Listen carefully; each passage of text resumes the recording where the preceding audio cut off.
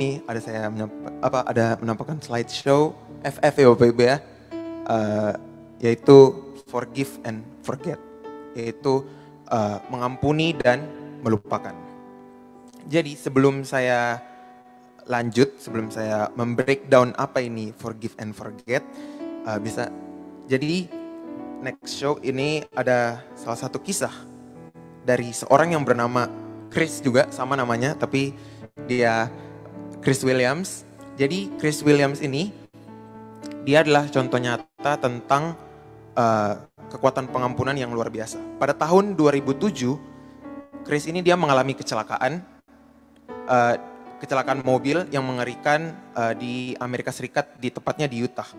Nah, dalam kecelakaan tersebut, mobilnya ini tabrakan mobil ya Bapak Ibu ya, tabrakan mobil oleh seorang pria muda yang mabuk. Dan dia mabuk terus dia mengemudi Bapak Ibu. Dengan kecepatan tinggi, akibatnya Bapak Ibu lihat mobilnya ini hancur banget. Ini kalau lihat dari sini gak ada yang selamat. Tapi si Chris selamat, si Chris Williams ini selamat, tapi yang gak selamat adalah Michelle, istrinya dan kedua anak perempuannya. Langsung tewas seketika. Si Chrisnya cuma masuk rumah sakit luka parah. Setelah insiden tragis itu, akhirnya Chris Williams dia dihadapkan dengan pilihan yang sangat sulit. Karena dia merasa dendam, pastinya orang pasti akan merasa dendam dan marah terhadap pelakunya. Dia pasti merasa dendam dan dia merasa marah terhadap pelakunya. Lalu setelah itu keluarganya juga meninggal dan dia mencari jalan bagaimana caranya dia menghadapi dengan situasi tersebut. Meskipun rasa sakit dan kesedihannya si Chris Williams ini sangat dalam, tapi pada ujungnya si Chris memutuskan untuk mengampuni si pelaku tersebut. Boleh slideshow-nya tetap ditampilkan aja nggak apa-apa ya? Iya, oke. Akhirnya setelah si Chris Williams dia memutuskan untuk dia mengampuni sang pelaku, dia menulis surat terbuka untuk mengungkapkan rasa maafnya kepada pengemudi tersebut. Dia memaafkan sang pengemudi tersebut yang menabrak mobilnya tersebut. Dan surat itu dipublikasikan di sebuah majalah lokal di daerahnya. Dan dia menulis seperti begini. Saya hanya ingin Anda tahu bahwa saya tidak membenci Anda dan saya tidak marah kepada Anda. Beban yang Anda bawa dengan sadar sudah lebih dari cukup beban untuk dikelola seumur hidup Anda. Bukan tugas saya untuk menambah beban ini dengan amarah ataupun kebencian. Tetapi ini adalah tugas saya untuk mencoba dan menjalani sisa hidup saya dengan membuat Michelle, istrinya, dan anak-anak saya bangga. Akhirnya setelah dia menulis surat itu dan surat itu akhirnya viral. Ini belum ditampilkan yang ini. Yang masih slide tadi. Setelah surat yang tadi ditulis itu viral, akhirnya banyak orang seluruh dunia akhirnya terinspirasi sama kisah si Chris Williams ini. Saya kemarin waktu sedang menyiapkan khotbah ini, saya tiba-tiba saya lagi searching apa ya contoh tentang orang yang memaafkan dengan sebegitu, dengan kisah yang sebegitu tragis. Tiba-tiba dapat kisahnya si Chris Williams ini. Akhirnya setelah dia menjadi viral dengan kisahnya ini, setelah itu dia mendirikan sebuah yayasan untuk mengenang istri dan anak-anaknya. Dia mendirikan yayasan, yaitu tentang yayasan dalam memberikan pesan tentang bahayanya orang mengemudi sambil mabuk. Ini keren banget. Akhirnya setelah itu Chris Williams dia menunjukkan, dia dia punya surat, dia bikin buku, dan kata-kata terakhir adalah pengampunan adalah tindakan luar biasa yang membebaskan hati dan membuka jalan untuk penyembuhan yang sebenarnya. Itu ya Bapak Ibu ya, kisah dari si Chris Williams ini. Oke, jadi sebelum saya masuk ke poin yang mulai ke dalam breakdown poin, selanjutnya saya mau coba bagi sedikit, ini edukasi juga waktu saya sedang siapkan sharing ini. Next slide boleh? Ya, ini yang pertama ada beberapa jenis-jenis mengampuni ya Bapak Ibu ya. Yang pertama ini adalah mengampuni orang lain, forgiving others. Jadi, forgiving others ya kita mengampuni sesama kita, yaitu orang yang melukai kita, orang yang mengkhianati kita, menyakiti kita, orang yang mengecewakan kita, membuat kita sakit hati, dan kita mengesampingkan kesalahan mereka. Kita mengesampingkan kesalahan mereka, tapi lebih mengenai kita melepaskan dendam. Bukan kita melepaskan dendam dalam artian kita membagikan dendam ke orang lain, tapi kita melepaskan secara, kita melupakan kesalahan mereka dan kita tidak menyimpan di dalam diri kita dendam, marah kepada orang lain itu Bapak Ibu. Perasaan negatif terhadap mereka. Yang selanjutnya, mengampuni orang tua atau bisa juga mengampuni anak. Parental forgiveness.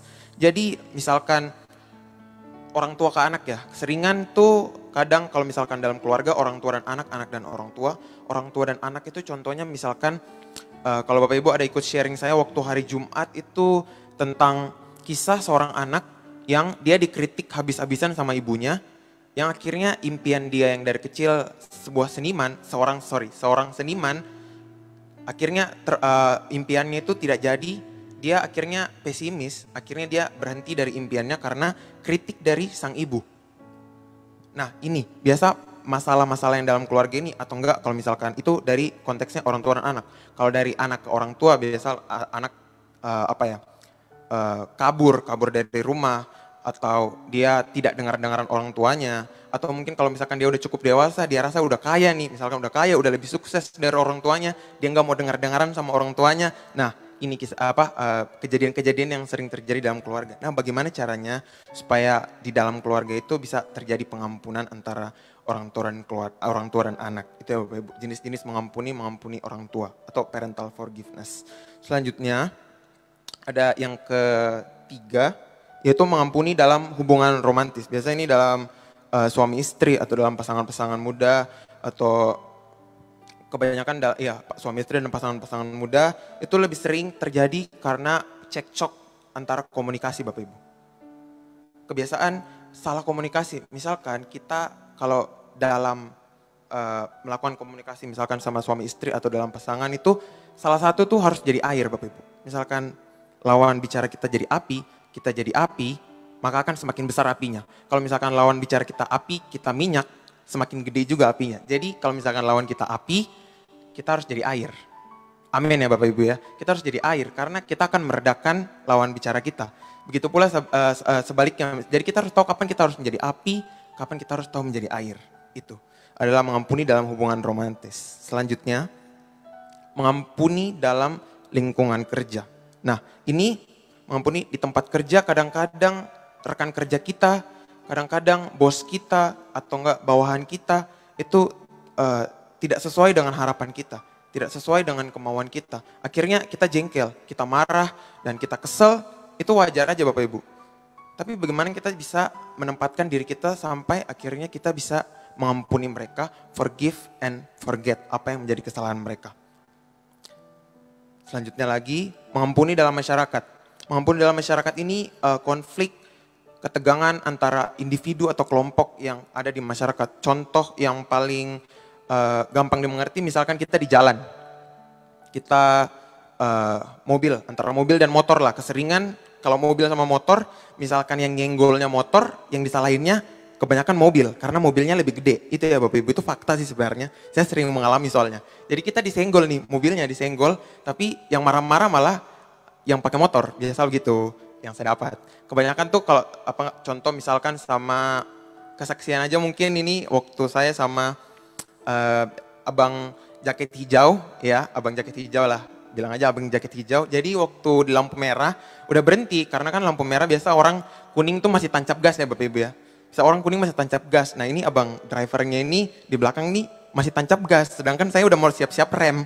Akhirnya tabrak lah. Tiba-tiba lampu yang di belakang itu yang buat lampu sennya yang sebelah bawah pecah. Udah, dia malah marah-marah, Bapak gimana sih, bisa bawa mobil enggak? Bisa bawa mobil enggak? SIM tembak ya? Saya bilang, enggak Pak, enggak. Itu tadi lampunya udah kuning, saya udah rem. Tapi Bapak masih jalan. Tetap aja dia ngotot marah. Sudah tanya, Bapak luka enggak? Ada yang luka enggak? Ada yang rusak enggak? Motornya ada enggak? Kalau ada saya ganti. Terus udah, akhirnya dia diem. Oh enggak ada Pak. Ya udah saya jalan ya Pak. Oh ya Pak, hati-hati. Udah gitu ya Bapak Ibu kisahnya. Jadi bagaimana caranya kita bisa menjadi air ketika konfliknya lagi panas, bisa aja kan kita nggak tahu. Jadi sering kali kalau saya dalam mobil, misalnya sama papa mama, sama Pastor Ruth dan Pastor Lenny, papa mama bilang selalu mengingatkan, kakak kalau misalkan di jalan lagi bawa mobil, di luar sana itu orang dengan pemikirannya mereka masing-masing. Kita nggak tahu mereka lagi mengalami stres apa, kita nggak tahu mereka di rumah lagi bagaimana, mereka lagi ada masalah apa di tempat pekerjaan. Jadi mereka bawa kendaraan itu dengan permasalahan mereka masing-masing. Jadi kita coba menempatkan posisi kita senetral mungkin supaya kita ketika mengalami hal seperti itu kita bisa lebih cooling down, lebih bisa memahami situasi dan mencari jalan keluarnya. Dan selanjutnya adalah yang terakhir Bapak Ibu, ini yang paling penting. Mengampuni diri kita sendiri, self forgiveness. Karena mengampuni terhadap kesalahan atau salah mengambil keputusan yang pernah kita mungkin lakukan di masa lalu Bapak Ibu. Seringkali misalkan contoh di masa lalu, kayak orang yang salah, misalkan dia misalkan saya dulu kan obesitas Bapak Ibu, hampir 100 kilo. Jadi waktu saya dulu itu saya sempat kecewa sama diri saya, sempat marah. Kenapa aku makan banyak ya? Kenapa aku nggak bisa olahraga? Karena ketika badan kita, misalkan yang saya dulu itu obesitas itu, kita menganggap badan kita tuh normal, biasa-biasa aja, tidak ada apa-apa nih. Sampai suatu ketika ada sindiran mungkin atau kritikan dari orang lain, akhirnya baru kita merasa, loh iya juga ya, pas lihat di foto juga kok iya udah melebihi batasnya. Lalu saya kecewa, saya sempat marah, kesel, lalu akhirnya coba berbenah lagi Bapak Ibu. Gimana caranya kita bisa mengasihi diri kita sendiri? Bagaimana cara kita bisa self forgiveness, memaafkan diri kita sendiri dan kita bisa berubah supaya semakin lebih baik. Karena Bapak Ibu, Tuhan aja memaafkan kita. Tuhan aja memaafkan kita, orang lain aja juga kadang memaafkan kita. Kok kita tidak bisa memaafkan diri kita sendiri? Amin ya Bapak Ibu ya. Katakan dulu di kiri kanan kita, maafkanlah diri kita sendiri, ampunilah diri kita sendiri Bapak Ibu. Amin. Oke, saya mulai masuk ke poin pertama yang akan saya share. Jadi ini Bapak Ibu, memaafkan bukan untuk orang lain, tetapi untuk diri kita sendiri. Kita baca dulu ke ayatnya, Matius 18 ayat 21 sampai 22. Maka datanglah Petrus kepada Yesus dan berkata, Tuhan, berapa kali lagi harus kuampuni saudaraku jika ia berbuat dosa terhadap aku? Sampai 7 kali? Kata Yesus kepadanya, bukan sampai 7 kali, melainkan sampai 70 kali 7. Bapak Ibu, saya ada kesaksian. Nah ini kesaksian cocok banget sama poin pertama. Waktu tahun 2017 akhir betul. Saya baru lulus SMA dan saya mulai berkuliah di Jakarta, di Tangerang. Kejadiannya itu setelah saya pulang kuliah Bapak Ibu. Setelah saya pulang kuliah, saya bertiga sama teman saya dalam mobil. Saya bertiga dan teman saya di mobil, saya lagi bawa mobil, teman saya di samping, satunya ada di belakang. Kita laki-laki bertiga, saya mau antar teman saya nih ceritanya. Sudah mau masuk di klaster perumahan di Tangerang itu kan banyak klaster-klaster ya Bapak Ibu ya. Mau masuk, jadi di salah satu teman saya di kosannya tuh dalam klaster. Masuklah ke dalam klaster, terus teman saya bilang, Chris coba pinjam dong mobilnya, saya mau bawa.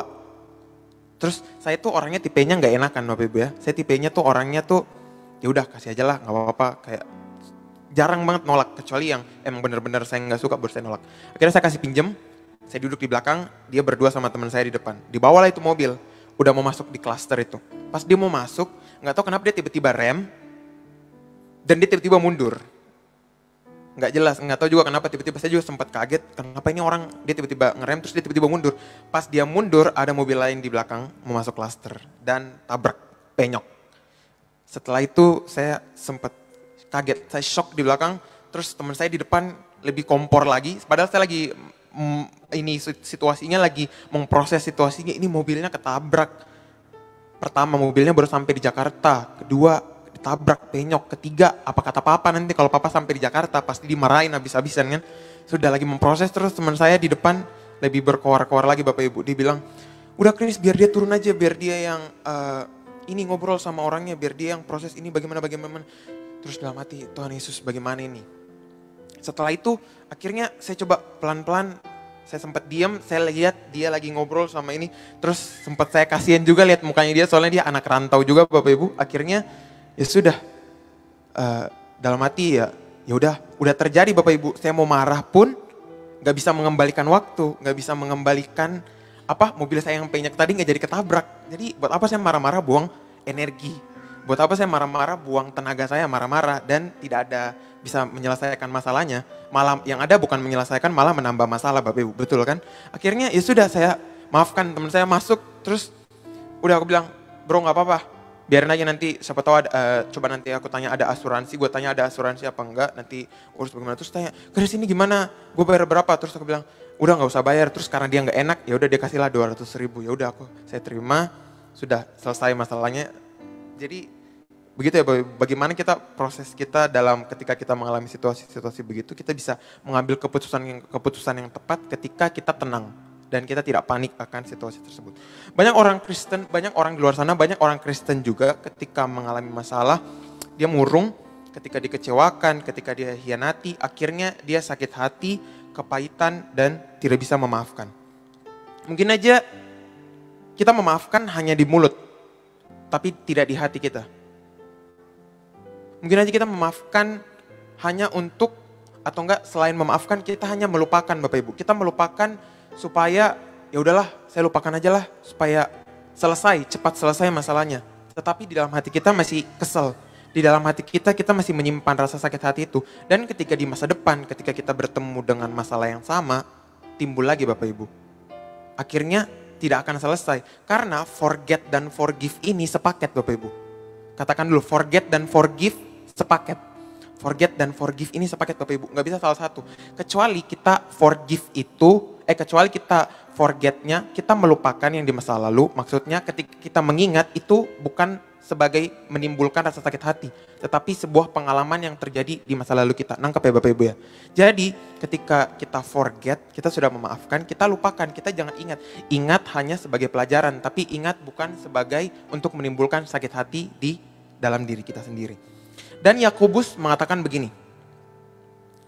Yakobus 1 ayat 2. Dan Yakobus mengatakan ini. Saudara-saudaraku, anggaplah sebagai suatu kebahagiaan apabila kamu jatuh ke dalam berbagai-bagai pencobaan. Bahasa Inggrisnya count it all joy. Atau dalam bahasa sekarang, senyum mas bro, senyum sis ketika menghadapi permasalahan. Ayatnya ini sedikit agak lucu ya. Kalau misalkan kita tidak mengerti bacanya, mungkin kita bisa tersinggung. Apa-apaan ini? Kita jatuh dalam pencobaan tapi kita harus bahagia. Kan orang jatuh dalam percobaan ya stres atau enggak. Orang jatuh dalam percobaan pusing, sakit kepala. Tapi ini disuruh di dalam Yakobus 1 ayat 2. Saudara-saudaraku, anggaplah sebagai suatu kebahagiaan apabila kamu jatuh ke dalam berbagai-bagai pencobaan. Tapi Yakobus menggunakan bahasa Yunani, yaitu peirasmos. Peirasmos itu mengalami Tuhan Bapak Ibu. Jadi Yakobus mau tahu ke kita, ketika kita berhadapan dengan masalah, itu adalah kesempatan kita mengalami Tuhan.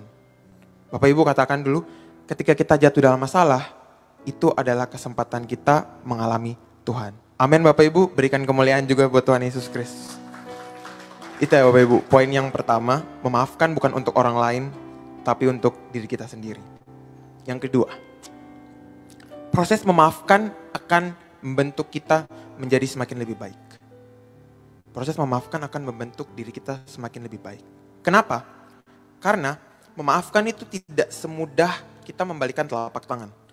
Memaafkan itu membutuhkan semua kemauan. Kalau tidak kemauan, harus paksa. Karena di dalam setiap diri kita ada ego kita masing-masing. Benar kan Bapak Ibu? Ada ego kita. Ego kita contoh misalkan. Contoh ya karena pinjam ya. Jadi contoh kita ini di dalam, contoh aja ya. Dalam botol minum ini, air ini contoh aja ego kita. Misalkan ego kita tidak kikis, kita tidak minum, tidak akan berkurang. Kalau kita tetap maksa ego kita, maka kita akan tambah air semakin banyak sampai akhirnya tumpah-tumpah Bapak Ibu. Itu ego kita di dalam diri kita. Jadi ketika kita sedang tidak melalui proses dalam kita memaafkan, maka kita harus mengikis ego yang ada dalam diri kita itu Bapak Ibu. Ketika kita mau berubah, kita paksa diri kita, yang awalnya kita tidak mau memaafkan dari mulai memaafkan, yang awalnya kita tidak mau memaafkan dan melupakan, tapi kita coba untuk memaksa diri kita seperti itu, akhirnya kita akan dibentuk menjadi diri kita yang semakin lebih baik. Bapak Ibu hati-hati dengan orang yang tidak enakan. Saya contohnya Bapak Ibu. Maksudnya kalau misalkan kita tidak enakan, kita harus berubah. Karena jika kita karena kita tidak bisa menyenangkan hati semua orang. Bapak Ibu coba katakan dulu ke kiri kanan, kita tidak bisa menyenangkan hati semua orang. Kita tidak bisa menyenangkan hati semua orang Bapak Ibu. Itu juga bukan perintah Tuhan Yesus di dalam hidup kita. Karena tugas kita itu bukan menyenangkan hati semua orang, karena tugas kita yang paling utama adalah menyenangkan hati Tuhan. Amin Bapak Ibu. Tugas kita yang paling utama adalah menyenangkan hati Tuhan.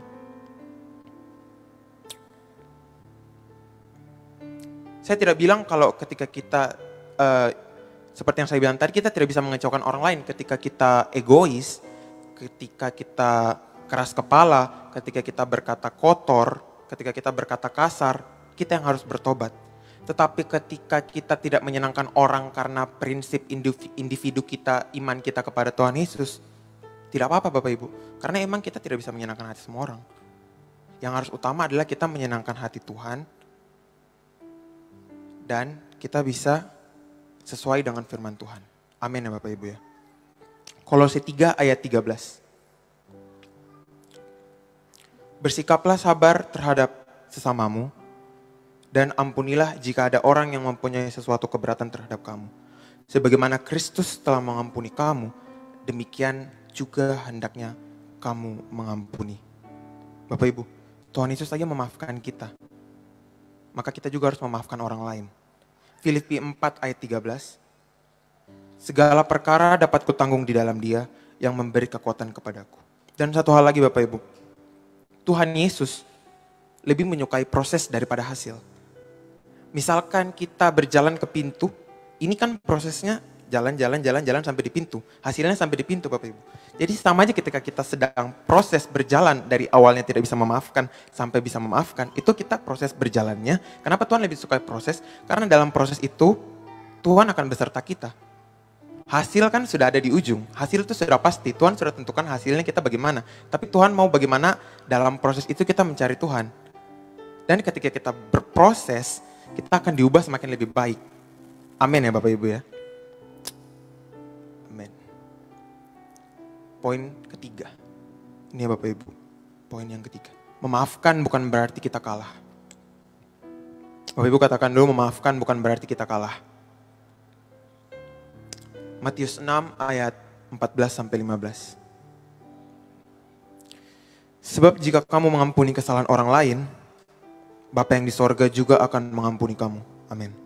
Tapi jika kamu tidak mengampuni kesalahan orang lain, Bapamu juga tidak akan mengampuni kesalahan kamu. Sakit hati itu normal Bapak Ibu. Kepahitan itu gak boleh.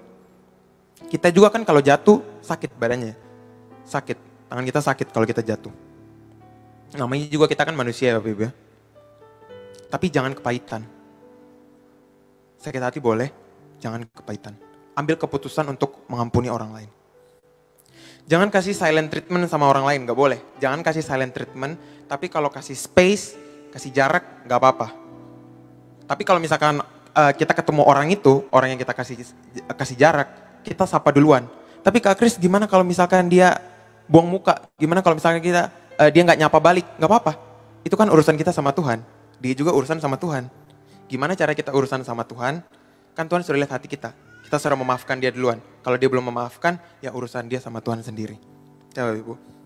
Kita harus mengasihi seperti Kristus mengasihi kita. Bukan seperti orang lain mengasihi kita. Amin Bapak Ibu. Kasihilah samamu seperti Kristus mengasihi diri kita. Bukan seperti orang lain mengasihi diri kita. Ketika orang lain melakukan kesalahan kepada diri kita. Tapi dia tidak tahu kalau dia melakukan kesalahan. Dan dia tidak mau mengaku kalau misalkan dia melakukan kesalahan. Tapi itu salah. Ya kita harus mengalah. Kita yang maafkan dia duluan dan kita ampuni dia dan kita forget and forgive. Forgive and forget Bapak Ibu. Apakah kita mau memaafkan mereka? Apakah kita mau berubah semakin lebih baik? Apakah kita mau mengampuni mereka? Apakah kita mau mengasihi mereka? Karena Tuhan Yesus lebih dahulu sudah mengasihi mereka. Bapak Ibu. Kembali lagi seperti poin kedua tadi. Tuhan lebih menikmati proses daripada hasil. Tuhan mau kita peirasmos. Tuhan mau kita mengalami Tuhan dalam hidup kita lebih daripada apapun. Karena di dalam proses itu banyak kejadian di mana kita akan mengalami perjumpaan dan pendekatan diri kita kepada Tuhan Bapak Ibu. Nah, slide yang terakhir. Memaafkan dan melupakan adalah pilihan yang bijaksana. Pertama, kamu memaafkan kesalahan. Kedua, kamu melepaskan diri dari beban perasaan negatif. Dan yang ketiga, orang yang sedang berada dalam proses memaafkan akan mengalami hidup yang lebih baik. Amin. Tim profetik boleh maju. Bapak Ibu, mari kita bangkit berdiri. Bapak Ibu.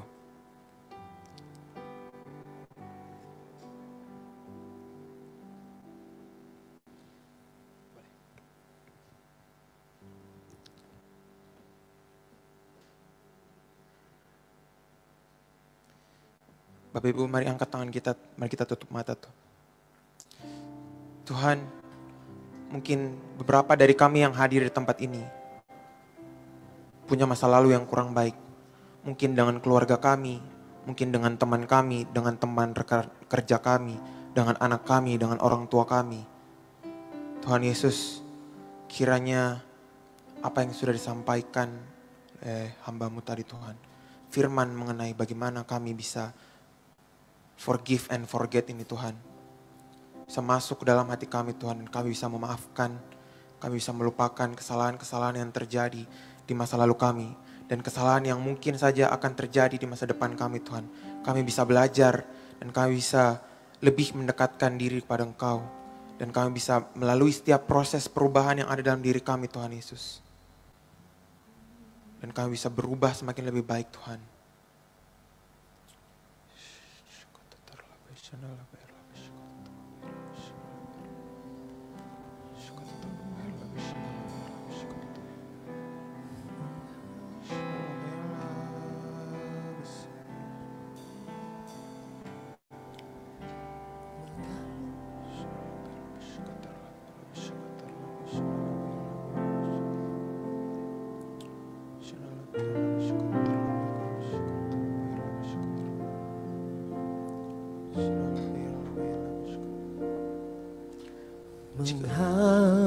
Mengampuni dan melupakan, itulah yang Engkau lakukan, supaya ku kan mengampuni.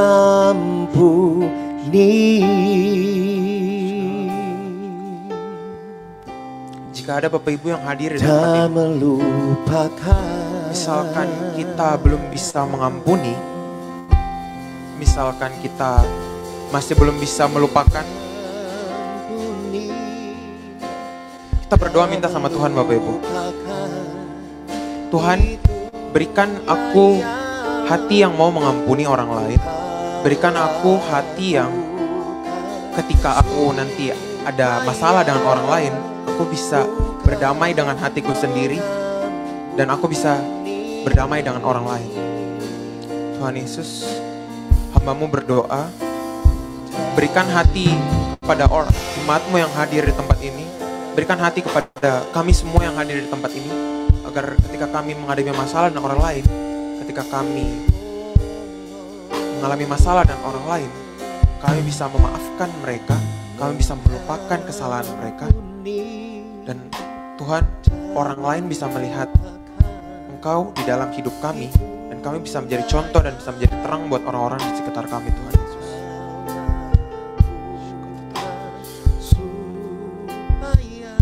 Di dalam nama Yesus, kami sudah berdoa. Haleluya. Amin.